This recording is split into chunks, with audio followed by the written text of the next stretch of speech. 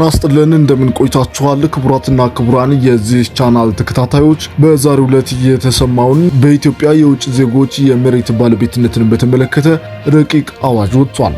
ይህ አዋጅ ምን ይላል የሚለውንም በዝርዝር የምናስደምጣችሁ ነው የሚሆነው።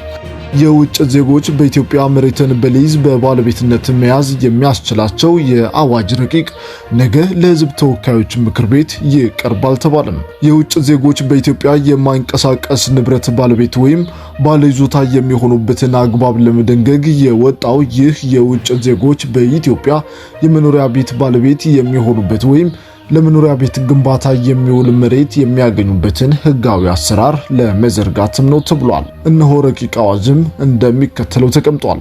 ኢትዮጵያዊ ዜግነት የሌላቸው ግለሰቦች በኢትዮጵያ መሬትን፣ የመኖሪያ ቤትን ወይም ተያያዥ ግንባታዎችን በባለቤትነት ለመያዝ ቢያንስ 150 ሺህ የአሜሪካን ዶላር ሊመድቡ እንደሚገባ ይደነግጋል። በውጭ ዜጋ በሊዝ ባለይዞታነት ወይም ባለቤትነት የሚያዝ መሬት ወይም የመኖሪያ ቤት የማይንቀሳቀስ ንብረት ተደርጎ ይወሰዳል። ሊዝ ማለት አግባብነት ባለው ህግ መሰረት በጊዜ በተገደበ ውል ለመኖሪያ ቤት ግንባታ ዓላማ የሚውል የከተማ ወይም የገጠር መሬት የሚገኝበት የመሬት ይዞታ ስሪት ነው። ማንኛውም የውጭ ዜጋ በኢትዮጵያ የማይንቀሳቀስ ንብረት ባለቤት ወይም ባለይዞታ ሊሆን የሚችለው በአዋጁ የተዘረዘሩ ቅድመ ሁኔታዎችን ሲያሟላ ነው ተብሏል።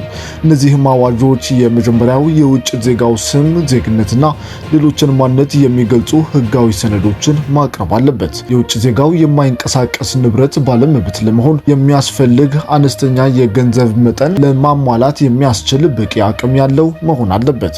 ማንኛውም የውጭ ዜጋ የማይንቀሳቀስ ንብረት ባለቤት ለመሆን የሊዝ ዋጋውን ጨምሮ የአንድ የመኖሪያ ቤት ግንባታ ሙሉ ዋጋ ወይም ለመኖሪያ ቤት ግዢ የሚመድበው አነስተኛ የገንዘብ መጠን ከ150 ሺህ የአሜሪካን ዶላር ያነሰ ሊሆን አይችልም ተብሏል። የውጭ ዜጋው የወንጀል ሪከርድ የሌለበት መሆን እንደሚገባም ተጠቅሷል።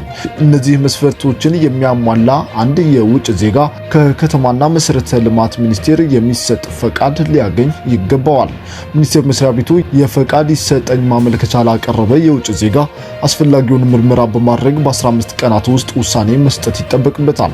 የከተማና መሰረተ ልማት ሚኒስቴር ከውጭ ዜጎች የሚጠበቀውን የአነስተኛ ገንዘብ መጠን ከፍ ወይም ዝቅ የሚያደርግ የእያንዳንዱን የሊዝ ቦታ ወይም ቤት ስፋት እንዲሁም የሊዝ ይዞታዎችን ወይም ቤቶችን አጠቃላይ ቁጥር የሚወስን መመሪያ የማውጣት ስልጣን በአዋጅ ረቂቁ ተሰጥቷል። መመሪያውን የሚያወጣው የቤቶች ገበያ ወቅታዊ ሁኔታን፣ የከተሞች የማይንቀሳቀስ ንብረት አማካይ ዋጋን፣ የውጭ ዜጎች በቤቶች ገበያ ያላቸውን ተሳትፎ መጠንና የአዋጁን ዓላማ ለማሳካት የሚረዱ ሌሎች ምክንያቶችን መሰረት በማድረግ ነው።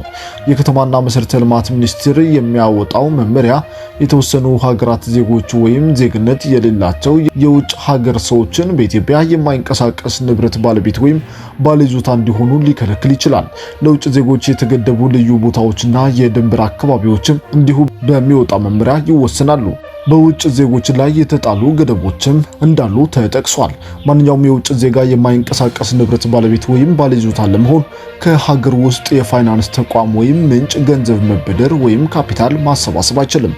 የውጭ ዜጎች ይህን ጉዳይ ለማስፈጸም የሚያስፈልጉ የሊዝ፣ የቤት ግዢ፣ ግንባታ ፈቃድ ወይም ተያያዥ የመንግስታዊ አገልግሎት ክፍያዎችን መክፈል ያለባቸው በኢትዮጵያ ተቀባይነት ባለው የውጭ ምንዛሬ ብቻ ነው። ማንኛውም የውጭ ዜጋ በመንግስት ቀጥተኛ ድጎማ ለዜጎች የሚሰሩ የጋራ መኖሪያ ህንፃዎች ውስጥ የማይንቀሳቀስ ንብረት ባለቤት መሆን አይችልም። ይህ ገደብ በግልና በመንግስት አጋርነት ወይም በተመሳሳይ የቤቶች ልማት ማዕቀፍ በፌዴራል ወይም በክልል መንግስታት የሚገነቡ መኖሪያ ቤቶችን አያካትትም ተብሏል። ለውጭ ዜጎች የተቀመጠው ገደብ በእነዚህ አካላት አማካኝነት ለትርፍ ዓላማ ተገንብተው ለሽያጭ የሚቀርቡ ቤቶች ላይ ተፈጻሚ አይሆንም ተብሏል። መረጃው የኢትዮጵያ ኢንሳይደር ድረገጽ ነው። ክቡራትና ክቡራን የቻናላችን ቤተሰቦች ቻናላችንን ሰብስክራይብ በማድረግ እንዲሁም ሐሳብ አስተያየቶቻችሁን ኮሜንት ላይ በመጻፍና መረጃዎች ቶሎ ቶሎ እንዲደርሷችሁ ቪዲዮውን ላይክ በማድረግ አብሮነታችሁን አሳዩ። በሌላ ቪዲዮ በቀጣይ መረጃ እስክንገናኝ በያላችሁበት መልካም ቀን መልካም ጊዜ ተመኛለሁ።